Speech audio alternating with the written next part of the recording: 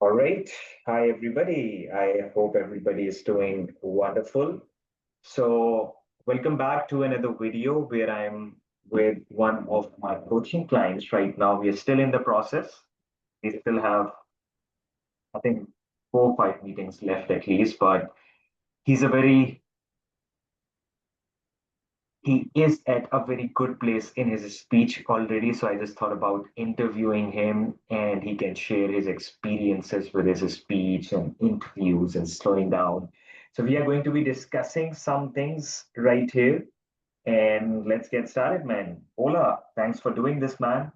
How have you been doing? Hi, Farrukh. Thank you for having me. I've been doing okay. How are you doing? I'm doing good as well, man. So, to the people, let them know something about yourself. What do you do for a living? And yeah, and then we'll jump on to the speech things. Okay. Hi, everyone. My name is Ola. I work as a technology delivery manager. I'm based in London currently. I sort of work, you find me probably playing football, swimming, or playing video games. And I like to cook sometimes, but not most times. Thank you. Good. So, could you tell the people how was your speech like before joining the Pro90d Speech System or before working with me? Like, what were some of the main struggles that you were facing with your speech? So I think when I look back, let's say a couple months about my speech, uh, main struggles, maybe I think I was a bit afraid to speak to people. And I think that affected me going out a lot. Secondly, for me was I was doing a lot of interviews, and interview means you have to speak. So I think some jobs where I felt that I could do the job, but I was just afraid to apply. Or even though I apply, I get the interview, I just don't do well as I know I can do well. So I think those are two things I was doing. I used to do before a lot, but I think when I became more speech conscious, uh, these things um these things kind of took the hit. Aside from that, what else did I used to do? Um, I think mainly speaking publicly was not something I used to do before. Right now, I speak at Toastmasters. I lead meetings comfortably. I can go for different events and meet people. I have I have more friends. Well, I have newer friends now because when I go out, I talk to them. We become colleagues and we become friends. I think that has helped me. Good. Thank you, man. So, I remember our first meeting that we had back like 5, 6 months ago, and your pace was especially really fast. Like you used to speak really fast and chop off a few words and stuff like that. Tell us a little about that and how you worked on slowing your speech down with working with me, speech masters, Toastmasters, and stuff like that. Okay. So about my pace, I think it was fast, according to Farouk and my coaches. I think because I'm Nigerian and so where I come from was a bit normal, but I didn't know it was fast until I began working on my speech. So I found that I was speaking in a very faster pace. So what I did to, well, once I got that feedback from Farouk and Michael and other people that I've worked with on Toastmasters club, I went ahead to record myself to see my pace, to understand what number am I on actually now, and let me see I can make that number go down. So I record myself every day.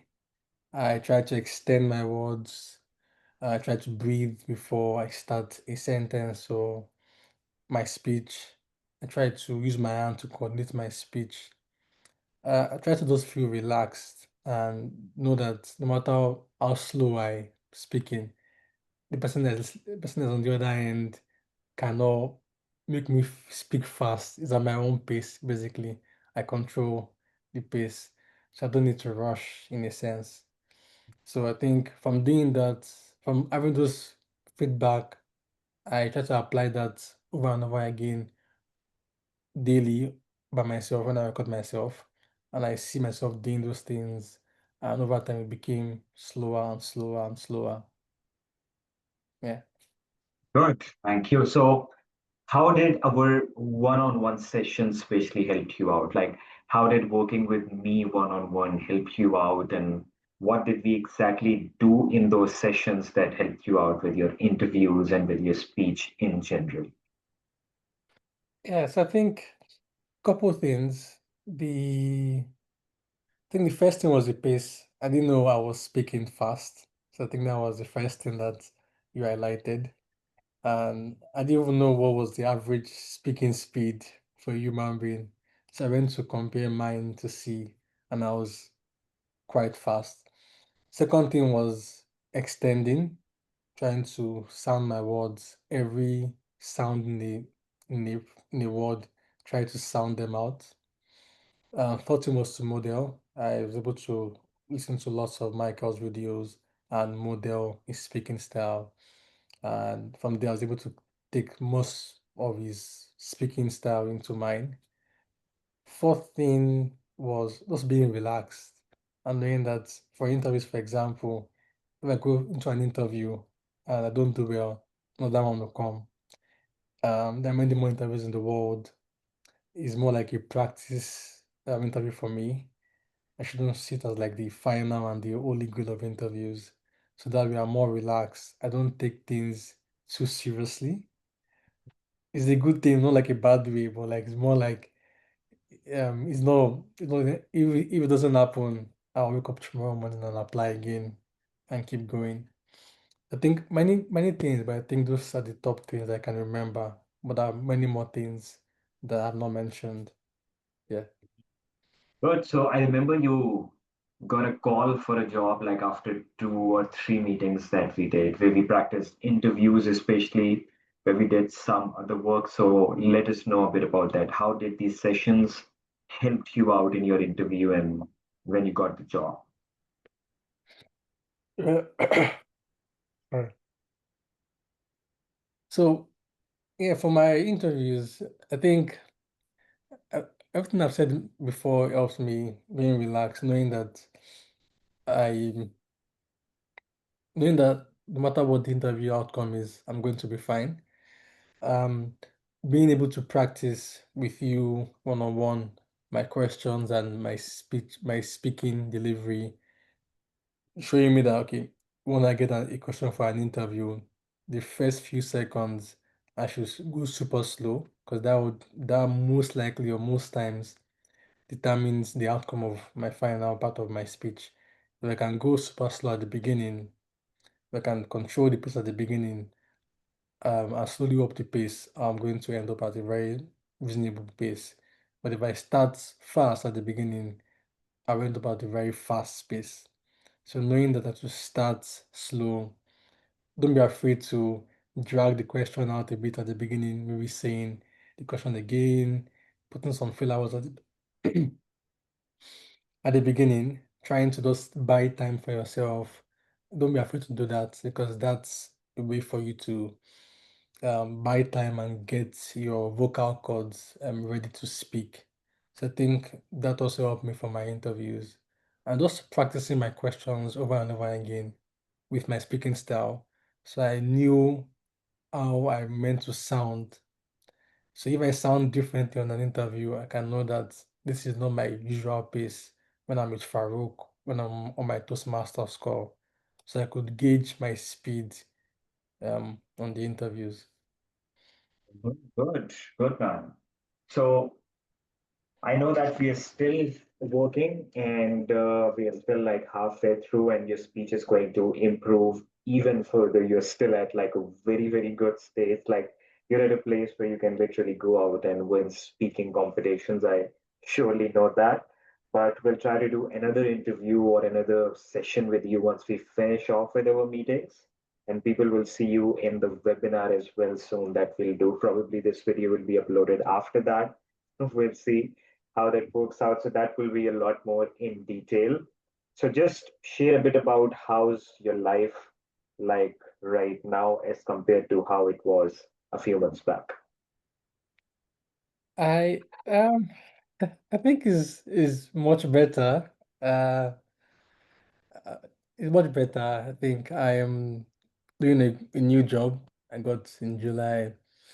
Leading a team of about 10 people where I have to lead calls, present to them weekly. So even though I still feel scared most times, I know that that feeling is not going to go away. It's going to just be there, and I'll just try and use my speaking slow and trying to control my pace. That will help me. So I think I'm more confident in going to speak publicly, going to events, because I know I can do it, and if anything happens, it's just a blip in the entire process. There are many more times to try again. So I think I've changed my mindset regarding speaking, or it does have a general mindset. I know that life is, just relax and things will work out. Absolutely. And man, I would like to mention one point right here. Don't try to get rid of that feeling.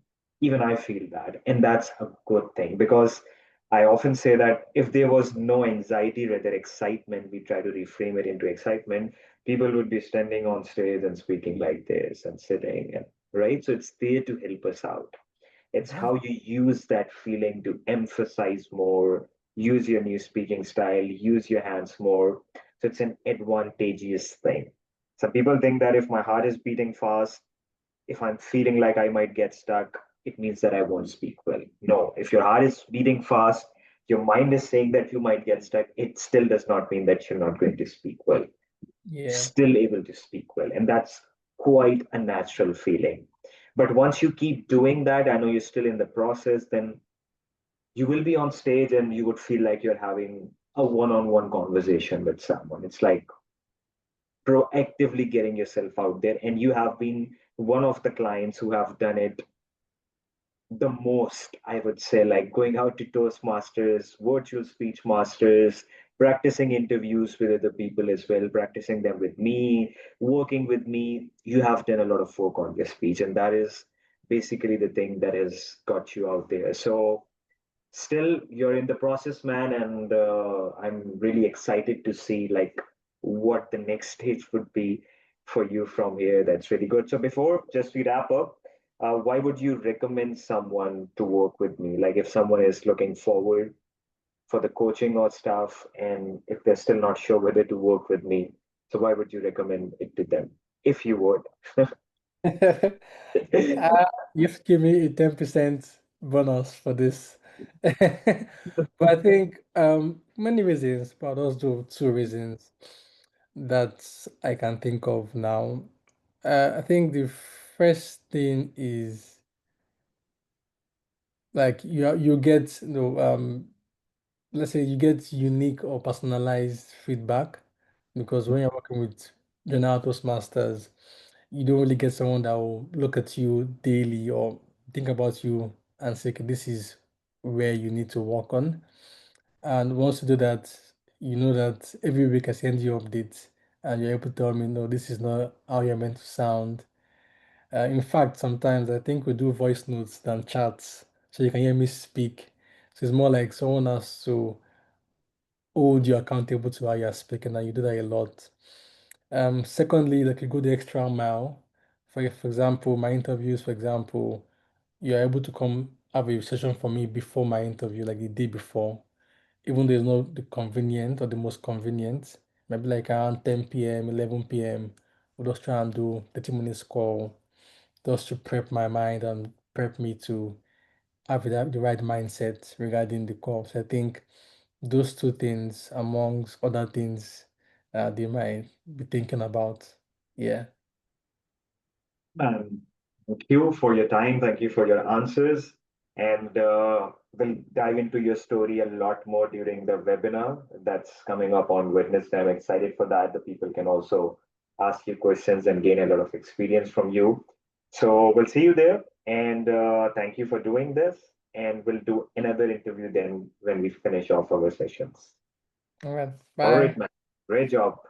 And Thank we'll see everybody.